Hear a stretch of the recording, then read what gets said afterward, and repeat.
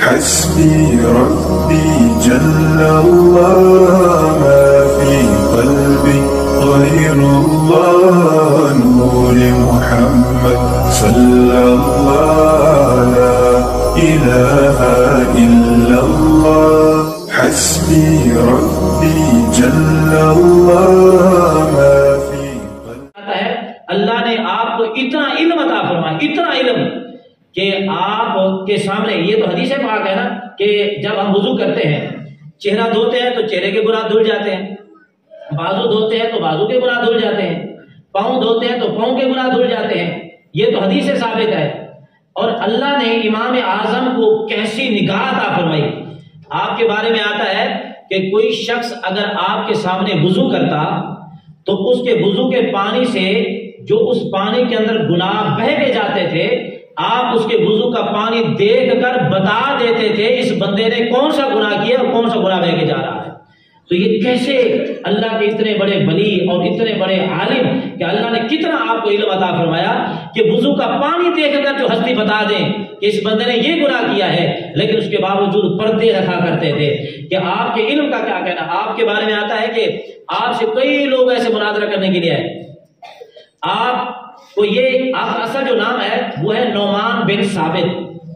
یہ امام اعظم کا لقب کہاں سے ملا؟ حضور داتا صاحب خود لکھتے ہیں، فرماتے ہیں کہ میں نے ایک مرتبہ خواب کے اندر دیکھا کہ مجھے آقا علیہ الصلوۃ والسلام کا دیدار نصیب ہوا.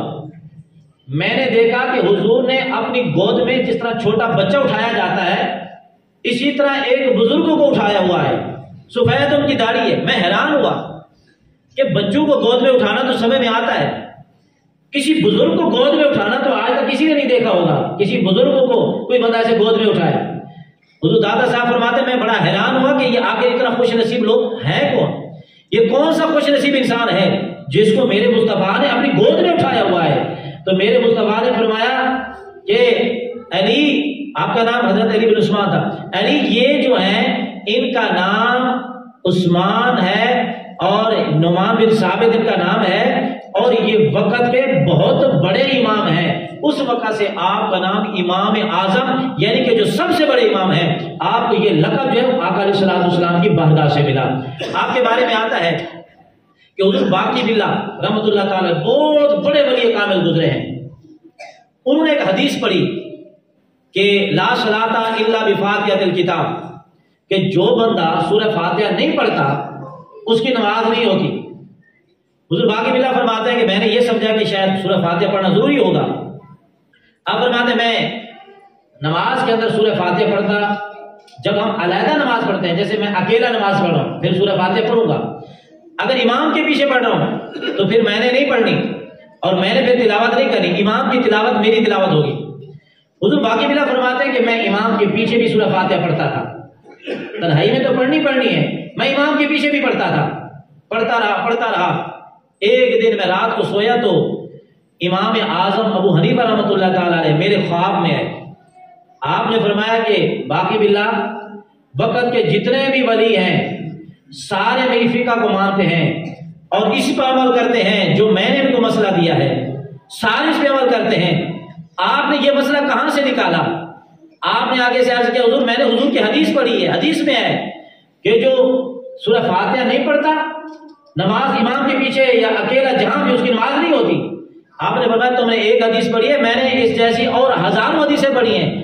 ایک میں اگر پڑھنے کا حکم ہے تو کئی میں حضور نے منع بھی تو فرمایا ہے، قرآن میں بھی تو منع ہے. تو میں نے کئی حدیثوں کو سامنے رکھ کر میں نے دیکھا ناسخ کون سی ہے منسوخ کون سی ہے، اس کے بعد یہ مسئلہ میں نے رائج کیا ہے، میں نے مسئلے کا حکم دیا ہے. اس کے بعد حضور باقی باللہ رحمۃ اللہ علیہ فرماتے ہیں جب امام اعظم نے خواب کے اندر آ کر مجھے یہ مسئلہ بتایا، جب میں اکیلا نماز پڑھتا تھا تو سورہ فاتحہ پڑھتا تھا، جب امام کے پیچھے پڑھتا تھا تو میں اس وقت سورہ فاتحہ نہیں پڑھتا تھا.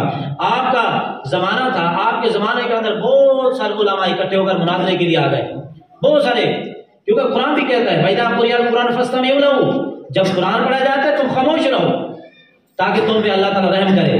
یہ قرآن میں اللہ تعالیٰ فرماتا ہے. آگے امام اعظم ابو حنیفہ رحمۃ اللہ تعالیٰ علیہ آپ سے بہت سارے علماء اس مسئلے کے اندر مناظرہ کرنے کے لیے آ گئے کہ امام کے پیچھے سورہ فاتحہ پڑھی جائے گی. آپ فرماتے ہیں کہ امام کے پیچھے سورہ فاتحہ آپ نے نہیں پڑھنی، سورت نہیں پڑھنی، صرف تسبیحات پڑھنی ہے، اتحیات پڑھنی، جس طرح پڑھتے ہیں۔ تو بہت سارے علماء آگے مناظرے کے لیے، آپ نے ان کو اپنے پاس بٹھایا، آپ نے فرمایا بات یہ ہے میں تو ہوں اکیلا، آپ اتنے سارے علماء ہیں، میں کس کس سے بات کروں گا، کون کون مجھ سے بات کرے گا؟ تو آپ ایسا کر لو کہ اپنے سارے علماء میں سے ایک کو اپنا قائد بنا لو، ایک کو اپنا امام بنا لو، لیڈر بنا لو، بڑا بنا لو، بس وہ مجھ سے بات کرے گا۔ جس طرح پارٹی کا ایک بڑا سربراہ ہوتا ہے، قائد ہوتا ہے، جو اس نے فیصلہ کر دیا وہ پوری پارٹی کا ہوتا ہے، ہر ایک کو علیحدہ علیحدہ فیصلہ کرنے کی ضرورت نہیں ہوتی۔ آپ نے فرمایا ایک قائد بنا لو، تم اپنا امام بنا لو، اپنا ایک بڑا کر لو، وہ میرے ساتھ بات کرے گا، باقی سارے خاموش رہیں گے۔ ان سب لوگوں نے آپس میں اتفاق کر لیا، جو سب سے زیادہ بڑے عالم تھے ان کو انہوں نے آگے کیا، انہوں نے کہا یہ ہمارے بڑے لیڈر ہیں، یہ ہمارے امام ہیں، یہ آپ سے بات کریں گے، اور اگر انہوں نے جس بات کا انکار کیا تو ہم سب کا انکار سمجھا جائے گا، انہوں نے جو بات مان لی وہ ظاہری بات ہمیں بھی تسلیم کرنی پڑے گی۔ آپ نے فرمایا پھر مناظرہ ہی ختم ہو گیا، مناظرہ تو آپ نے ختم ہی کر دیا۔ انہوں نے کہا وہ کیسے؟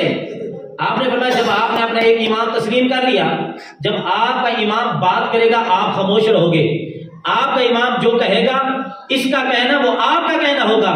تو یہی تو میں تمہیں مسئلہ سمجھا رہا ہوں کہ جب امام تلاوت کرتا ہے تو امام کی تلاوت مقتدی کی تلاوت ہوتی ہے، یہی تو میں تمہیں سمجھانا چاہتا ہوں۔ تو ہمارا مناظرہ ہی ختم ہو گیا۔ تو آپ ایسے عقلی دلائل سے آنے والے انسان کو ایسے جواب ارشاد فرماتے کہ اس کا منہ بند ہو جاتا۔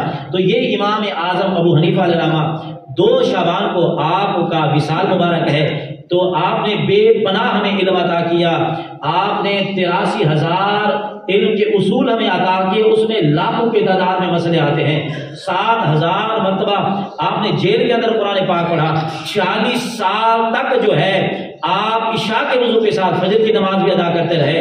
اتنے بڑے ولی کامل تھے جن کو صحابہ کی بھی دعا تھی اور جن کو آقا علیہ السلام کی بشارت بھی تھی کہ فارس کے اندر ایک ایسا انسان پیدا ہوگا جتنا بھی علم مشکل ہوگا اللہ اسے علم بھی عطا فرمائے گا، اگر سریا کے پاس بھی علم چلا جائے گا تو وہ وہاں سے بھی حاصل کر لے گا۔ یہ ساری بشارتیں تھیں، آپ کا بہت بڑا علمی مقام ہے۔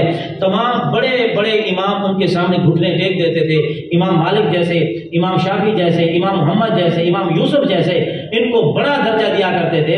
یہ وہ امام ہیں جن کے ہم مقلد ہیں، جن کی فقہ پر ہم عمل کرتے ہیں۔ اللہ ان کے مزار پر اپنی کروڑ رحمتوں کا نزول فرمائے۔